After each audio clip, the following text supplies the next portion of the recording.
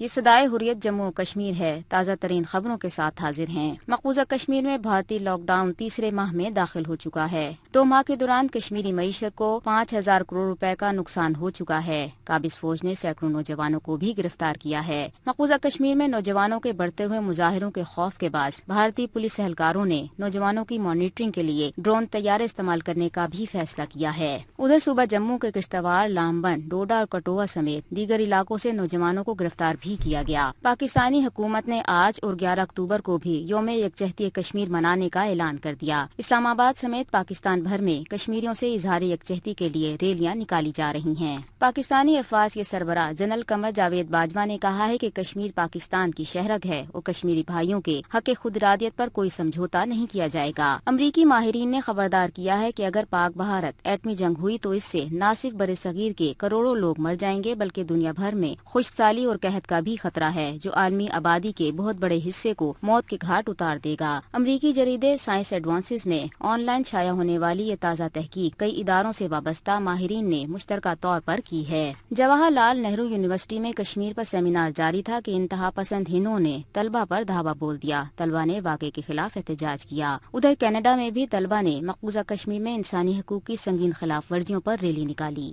BBC کی report کے مطابق گاندھی کے 150ویں یوم پیدائش کے موقع پر ان کی استھی بھارت کی وسطی ریاست مدھیہ پردیش میں ان کی ایک یادگار سے چوری کی گئی۔ یہ تھا اب تک کا تازہ ترین۔ مودی سرکار 5 اگست کے اپنے اقدام کو انقلابی اور کشمیر دوست قرار دیتے ہوئے یہ پروپیگنڈا کر رہی ہے کہ اس اقدام سے بھارتی عوام کے ساتھ ساتھ کشمیری بھی خوش ہیں اور پوری ریاست میں امن کا ایک نیا دور آ گیا ہے۔ کشمیر کے حالات و واقعات، بین الاقوامی میڈیا کی رپورٹس اور خود بھارتی حکومت کے جابرانہ اقدامات بتاتے ہیں کہ یہ سفید جھوٹ ہے، لیکن خود بھارت کا ایک بہت بڑا حلقہ اسے غیر قانونی اور غیر انسانی اقدام قرار دے رہا ہے۔ اس سلسلے میں کمیونسٹ پارٹی آف انڈیا کے رہنما سچیتا دیوی کا کہنا ہے، آج جو چل رہا ہے کشمیر میں اور اس کو جس طریقے سے پیش کیا جا رہا ہے دنیا کے سامنے، اتنا سفید جھوٹ بولے شاید یہ کوئی امید بھی نہیں کرتا۔ انہیں سے کہ اجیت دوول جی بولتے ہیں کہ کشمیر میں تو سب کچھ نارمل ہے، سب کچھ پیسفل ہے۔